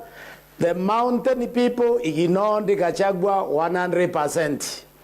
100%. They were not interested in him. In fact, what made it easier for the president to impeach Gachagua was the fact that the people of Mount Kenya had already left the space, because these people look at the economy. The economy was not doing well, so they were not interested. So what has brought Gachagua, made Gachagua relevant, was in fact the impeachment. Without the impeachment, nobody will be thinking about the Gachagua in the Mount Kenya region today. Question is, will he sustain that? That we don't know, whether he will sustain it. So the thing is, there are two communities in Kenya, if you can say like that, and I don't want to use that term, who strictly follow the economy. If you look from the multi-party, since we started multi-party in 1990s, the Mount Kenya region and the Mbukusu have always been on one side in every election. They are either in the government together, like they are now, or they are outside in the opposition together, because these people strictly look at the economy, whether the economy is performing or not. So those two communities, they had already started the separation before the Gachagua impeachment. And that's why I'm saying, if I was advising the president, I would not have released Gachagua from the obligation of being in government until 2020-27, because he was going to split out and run and disrupt the opposition. And impeach Gachagua cannot disrupt the opposition. He is a danger to the president, because he is bound to support somebody else, and that will be a force that cannot be ignored. Okay. And matters, continental, issues. Kenya is still fronting the candidate, the Honorable Right Honorable Raila Odinga, for the AUC chairmanship. In fact, a poster that we saw from Aden Duale, CS for Environment, he says, "A new dawn for Africa, revitalizing our continent through unity and vision." What do you make about our candidacy, the candidacy of Kenya so far? Is our candidate strong enough? Well, if you look at Raila Odinga's CV, you see someone who has the political wherewithal, the connections to make sure that he can actually be AUC chair. You look at his age, he is well seasoned. He is someone who has the respect not only of his peers, but the presidents of Africa do not consider him an outsider. He is one of them. He has sat with them as a prime minister. He's sat with them in many instances, even when he was minister. So he's not a foreigner. So in terms of his competence, yes, that is there. In terms of whether he is votable for, yes, he is, for two reasons. Number one, the AUC revolving chairmanship is coming to East Africa, which is why the only other person they talk about is the fellow in Djibouti. Now, I've not seen him do a serious campaign, so I will not, in fact, Pauline Njoroge, my good friend, asked a question whether anyone has seen this guy campaign or if anyone of us know his face, but he's not campaigning to Africans. He's campaigning to African presidents. So the question we have to ask ourselves, is South Africa and its neighbors going to support Raila Odinga? Is East Africa going to back Raila Odinga? Is the Anglophone speaking part of West Africa going to support Raila Odinga? But to bring it internally, and perhaps this is a selfish wish for me, and please, my ODM friends, don't stone me. I pray that God does Kenya a favor and takes Raila Odinga to the AUC. Why is that? So that people will stop depending on Raila Odinga to be the barometer of opposition and leadership. It is time that we saw new leadership, we saw new people germinate.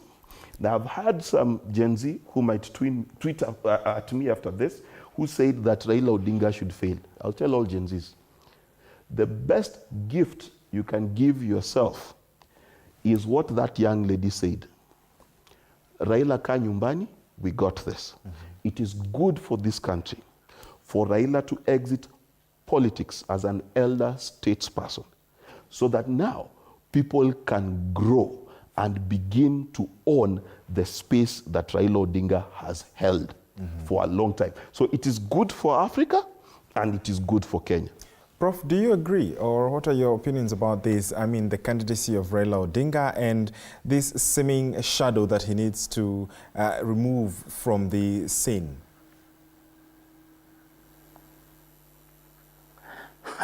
Raila Odinga is a Pan-Africanist. Raila Odinga, you can argue that is the father of the Kenyan democracy. And therefore, I think he will get the EU seat. I think Raila will get it. And Raila deserves it.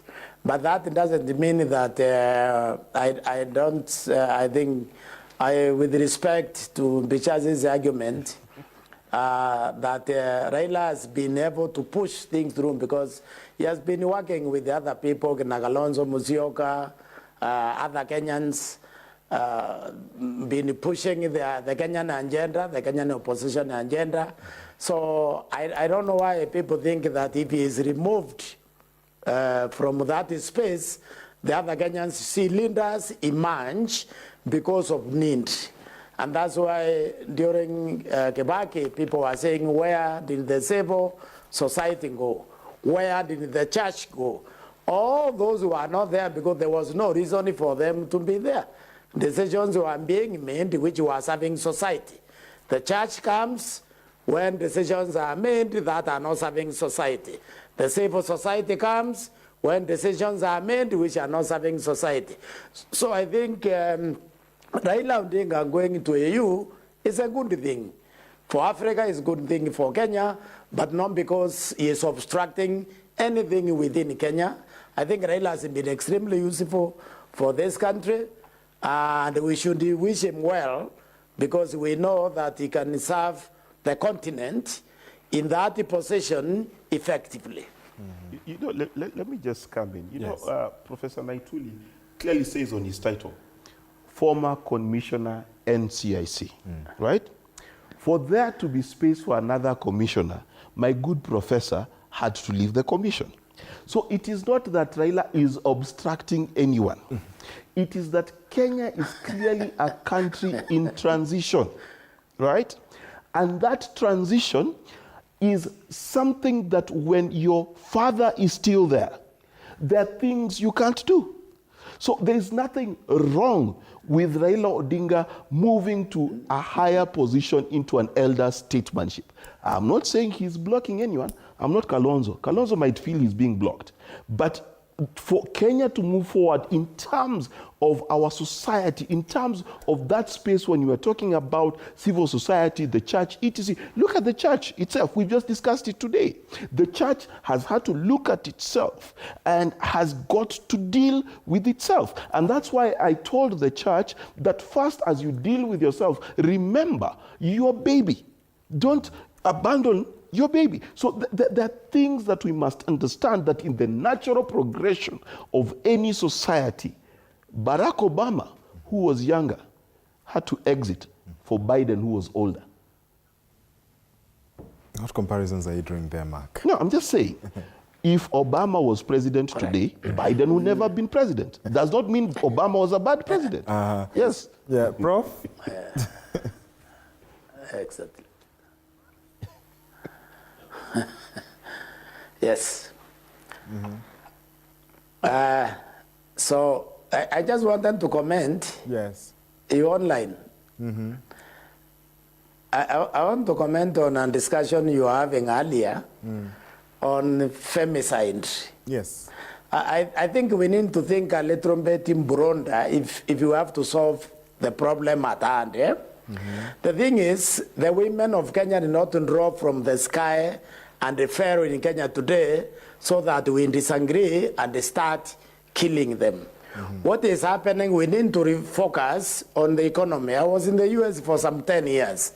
I saw that every time there was an economic downturn, the ratio attacks, the racism went up. What happens when people are frustrated, when people are miserable, and unfortunately, they turn on one another. There was an experiment that was done on ants. Black ants and brown ants were put in a jar. They stayed there peacefully together until somebody shook the jar. When the jar was shaken, they started fighting each other. So what is happening here is the economic situation in Kenya today is shaking the Kenyan jar. And therefore suddenly we turn on the nearest people close to us, which is the family members, which is your brothers, which is your sisters, which is other Kenyans on the road.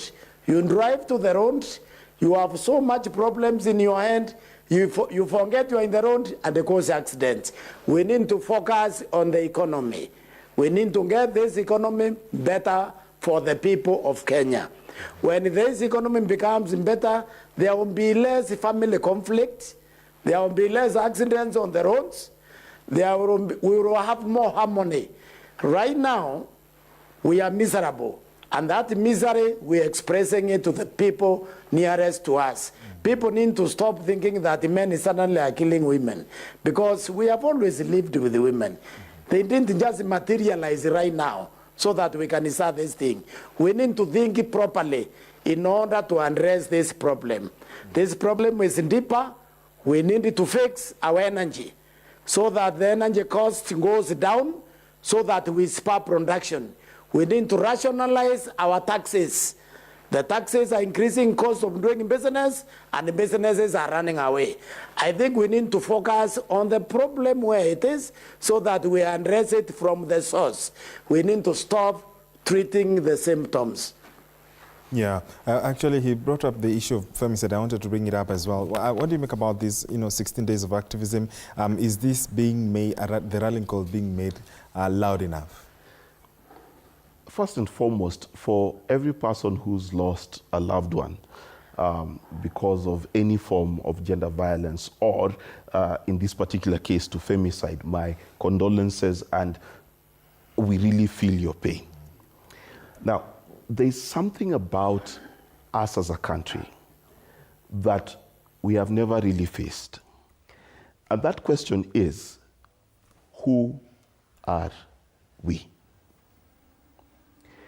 When you go to church and you're a politician, and you go to church and you're a nurse, and as a nurse you've saved 50 lives, and as a politician you've brought a brown bag we know not from where, who gets to speak?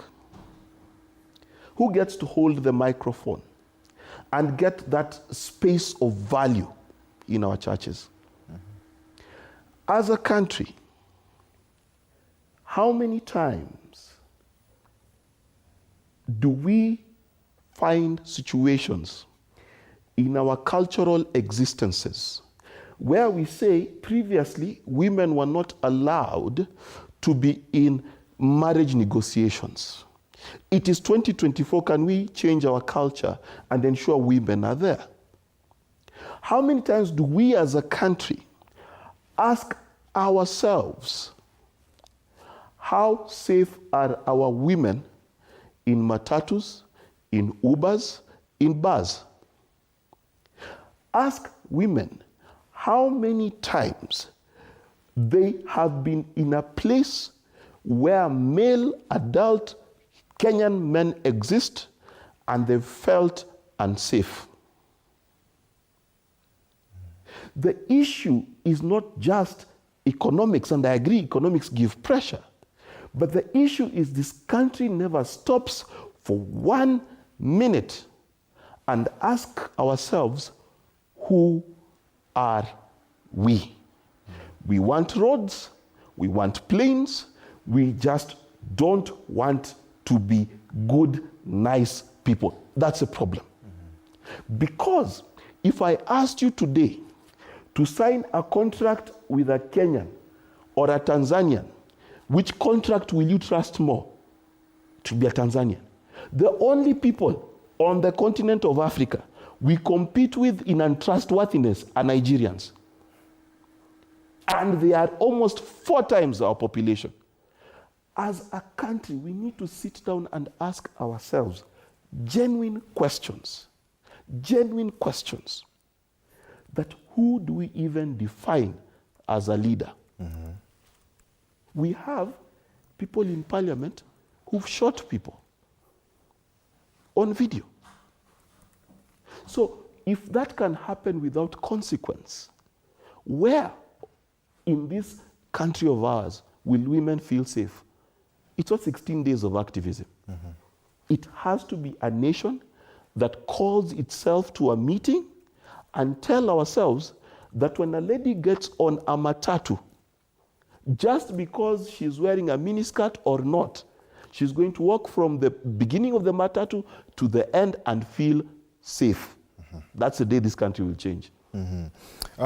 Professor, so what needs to be done in terms of these gender cases? There are those who have argued there is more than meets the eye. Is it high time that the security agencies got up and addressed this? I mean, what is the perhaps cure to be able to resolve these issues that we are seeing, especially on matters GBV? I think the beginning of addressing this problem is in defining the problem appropriately. And I want to agree with Mbichachi here that our value system is off. We don't really have a value system. In Article 10, we are confronted with the values that we should hold. One of those values is non-discrimination and the protection of the marginalized. The women is a vulnerable section of our society. So the Constitution attempts to give us values. That's why I'm agreeing with them completely. That we need to live by. So the values in Article 10, in Article 232, need to guide us. And of course, Article 73 on leadership and integrity, that need to guide us. But I think the most important thing is to ask yourself questions, and I like the way you put it in earlier, rising cases of femicides, rising. Yes. Meaning that there is a spike which has not been there previously. So the spike wasn't there during the Kibaki administration. The spike was not there during Uhuru Kenyatta's administration. The spike is here now. We are not saying there was no gender violence then. What we are saying is there is a spike. We need to ask ourselves what is prompting that spike so that we can address that. And I want to say that it's not just in gender violence, it's in general violence in society. And Bichas put a finger on it. He said there's members in the parliament who are killing the people. They have shot the people, but they are sitting in the parliament instead of being in jail. So there is a rise in impunity. And impunity is finding its way in our homes. It's finding its way in our workplace. And this is need to be dealt with. That's why we can't just blindly begin to say that suddenly we have become animals and we're eating each other. No. Okay. We need to look at our value system. We need to look at how we are honoring society generally. Something is off, which needs to be put back to the right place so that the society can move in the right direction. Indeed. Gentlemen, let's get to the closing remarks in a minute or so. Bichachi, I'll begin with you. What is the state of the nation right now, and what would you like to see perhaps as we get to the penultimate of the last quarter of the year? The buck stops at State House. That buck does not stop simply because of the presidency. It stops because the presidency represents the people. One of the things that is very critical is that office called the presidency and that sovereign called the people need to understand each other. If that does not happen, there is no change in the fuel price, there is no change in the dollar price that will deal with the issues of this country. If anyone is listening to me, the message that needs to come to the Kenyan people is a presidency that is in tune with the people, such that the people know it is not just one Adani, but every single Adani that the people are complaining about is on the way out. That response to the people is the most critical thing that this country needs now. Otherwise, we will have a wound and it will fester. Indeed, Professor, you get the last word. Yes, the president won this election on economic agenda. The president needs to go back to the economic agenda. Economic is what is going to set us free, all of us. Absolutely. What a punchy way, what a way to wind up the show tonight. I've been speaking to two gentlemen right here, Mark Bichachi, an analyst and communication strategist, as well as Professor Gitile Naituli, former commissioner for NCIC. My name is George Maringa. We thank you so much for watching the Daily Report. As always, stay safe and be kind to one another. On Sign Language has been Rhoda Nyamai. Good night from Nairobi.